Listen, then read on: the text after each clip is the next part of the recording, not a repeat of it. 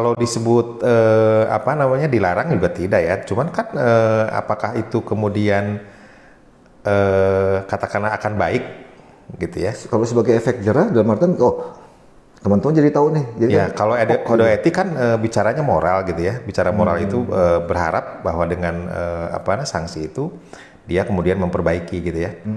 Kan beda sekali dengan konteks pidana misalkan ya, gitu ya. Sudah sangat itu jelas perbuatan. Iya. Oke. Nah, kalau menurut Kang Udin, dari yang sudah terbentuk ini, apakah masih ada yang perlu diperbaiki atau dikembangkan lebih jauh lagi untuk kebaikan organisasi ke depan?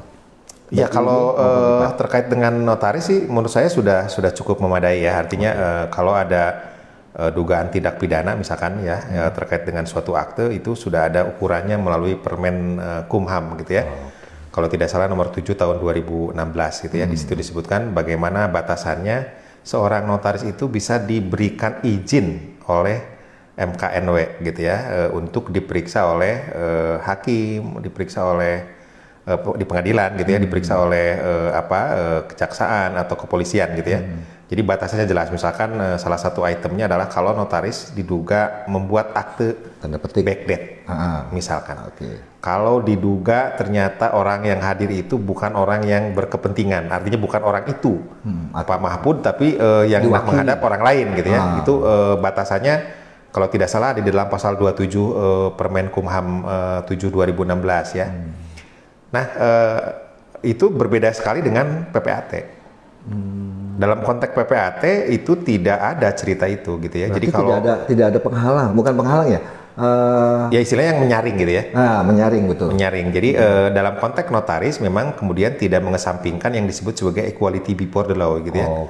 Kalau misalkan memang notarisnya melakukan tindak pidana atau melakukan pelanggaran pidana, ya itu ya harus dihukum dong tentu ya. Tentu melalui pemeriksaan yang benar.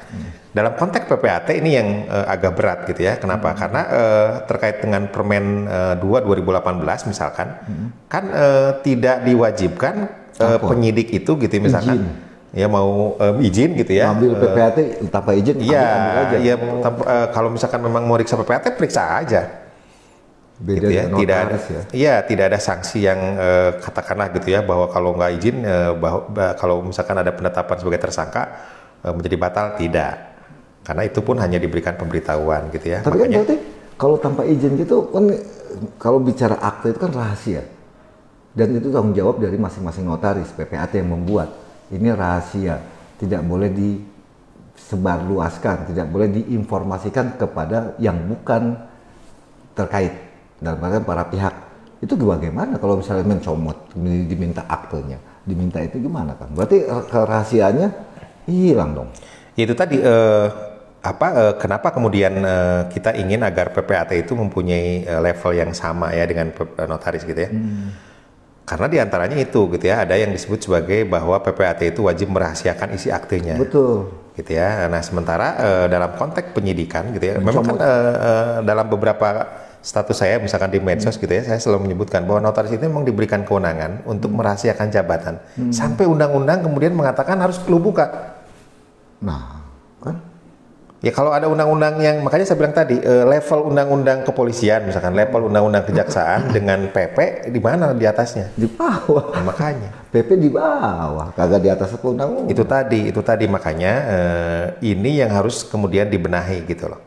Agar kemudian giginya itu nyampe gitu loh.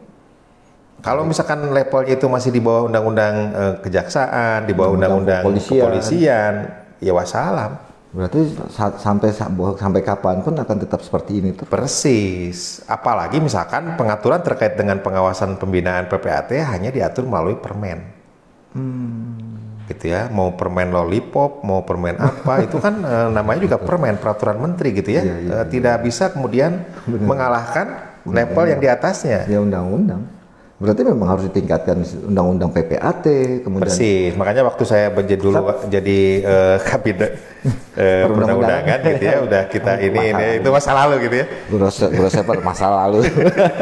Itu sesuatu yang penting gitu ya, karena kalau misalkan mau dicantolkan ke pengawasan pembinaan PPAT gitu ya, termasuk juga dalam konteks pemeriksaan katakanlah di kepolisian, di kejaksaan gitu ya, itu sebetulnya pola yang kemudian diberikan oleh UU JN itu bisa diadopsi. Ini sudah baik gitu ya di dalam konteks UU JN gitu ya. Kenapa kemudian bisa dipisahkan, dibedakan gitu dengan PPAT kan?